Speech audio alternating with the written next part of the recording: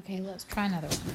Now we have a cargo plane moving with a horizontal velocity of 242 meters per second at a height of 800 meters above the level ground, as shown in the picture. So this is our 800 meters.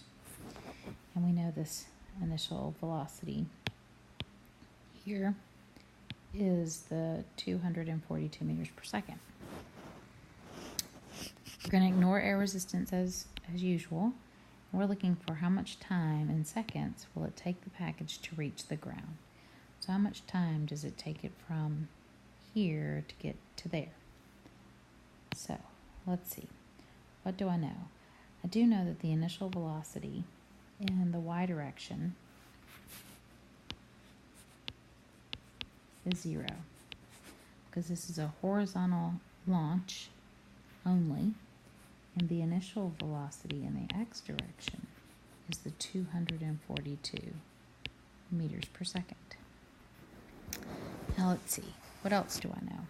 I know that this delta y must be negative 800 meters because it's falling down.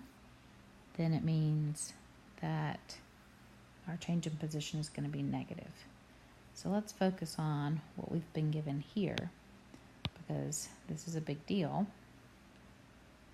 And I know automatically that I can use a relationship that delta y, or probably use this relationship, delta y is equal to the initial velocity in the y direction times time minus 1/2 gt squared.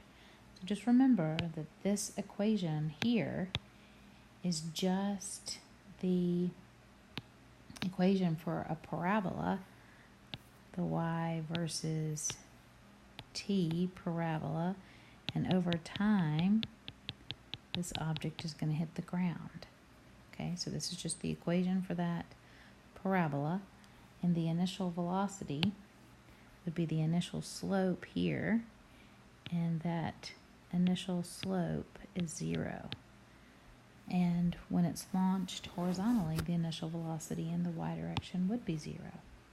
So let's make our substitution. So this would be negative 800 is equal to 0 minus 1/2 9.8 times t squared.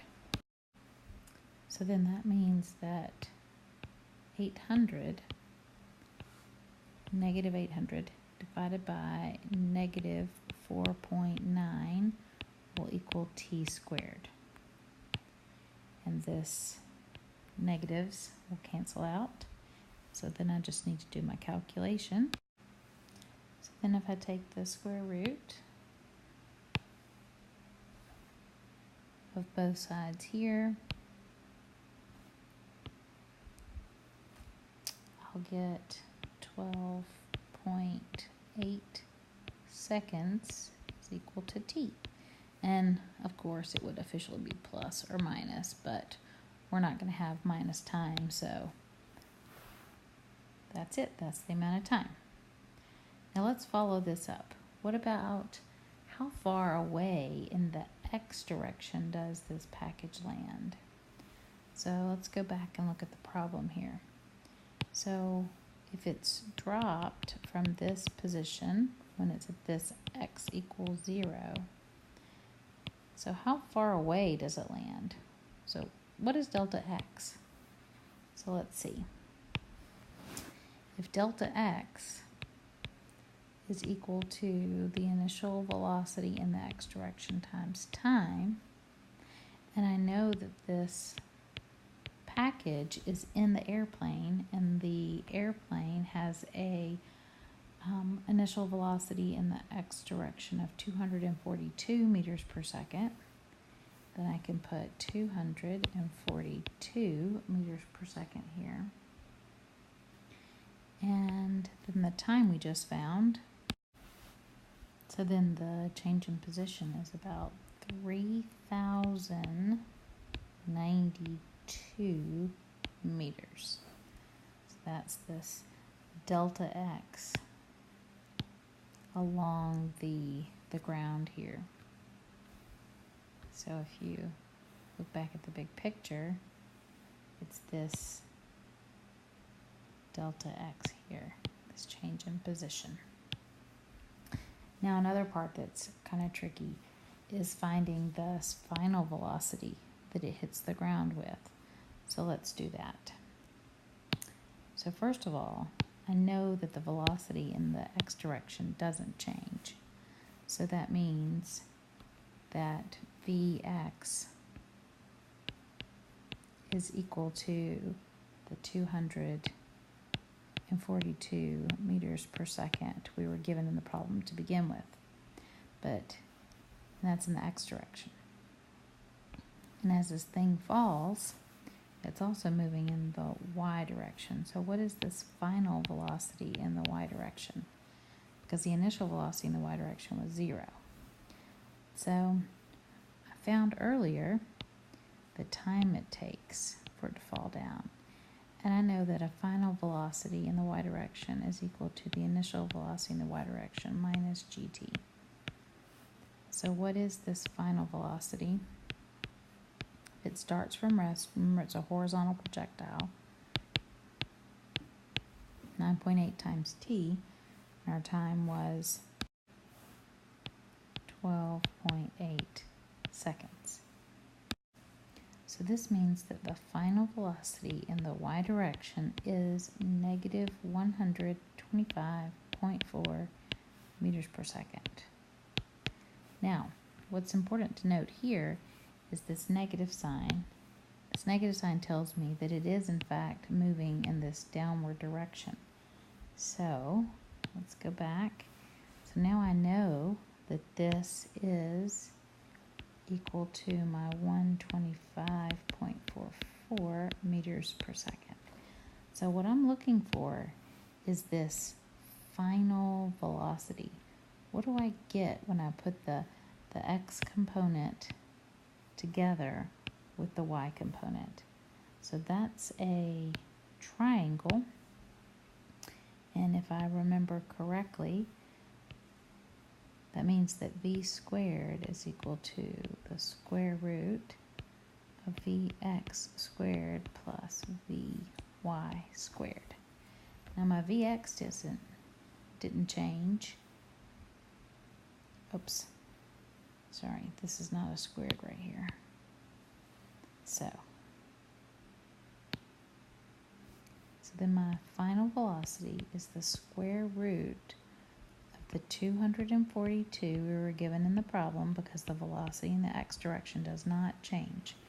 There's no acceleration in the x direction. Now I know this was a negative 125.4, but I'm going to square it. And I know that when you take like a negative 4 and you square it, you get 16, like a positive. So I'm just going to drop my negative sign here because I know that 4 squared is also 16. And I don't want to accidentally subtract something under here because that happens. We want to make sure we continue to add these two. So if I've done this correctly, then my final velocity will be 272.5 meters per second. Now, if you notice, this is not moving in the x direction or the y direction. It has both components there. So we want to find this angle that it makes with the x-axis. Okay? So let's do that. So to find this angle, theta, let's look at, we've got the x component, which was 242 meters per second. That was given. We have the y component, which is negative 125.4, and then we want the angle to the x-axis, theta. Now, I want a theta that is an amount. So I want to find the absolute value of the angle, because I know it's below the horizontal. So that'll be the inverse tan of the y component, and I'm taking the absolute value so I can get the absolute value of the angle, and then I'll know how far it is below the horizontal. So now if my calculator's right, it should be 27.4 degrees.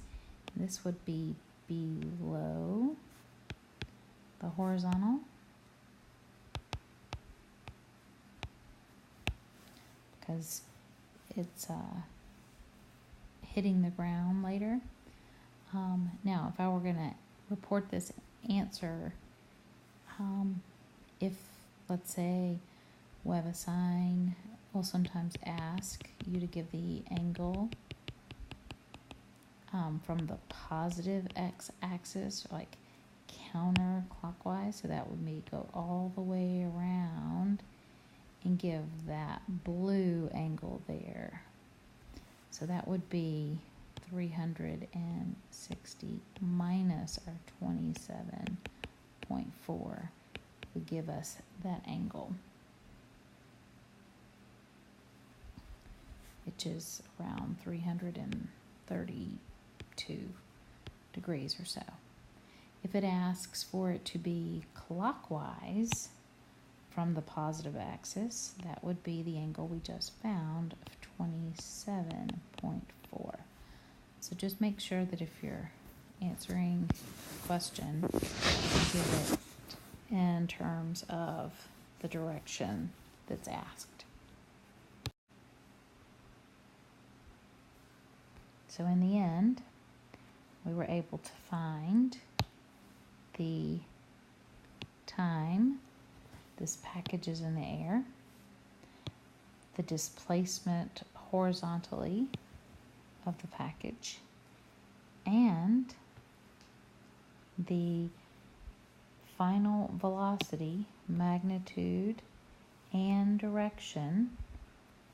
So first we had to find the final velocity in the y direction, so then we could find the magnitude of the final velocity, and then the direction part is the angle.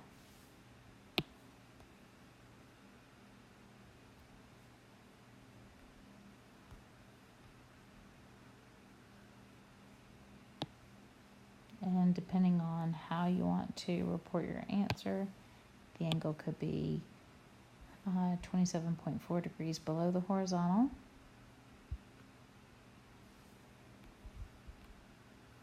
or it could be written as about 332 degrees from the positive x-axis.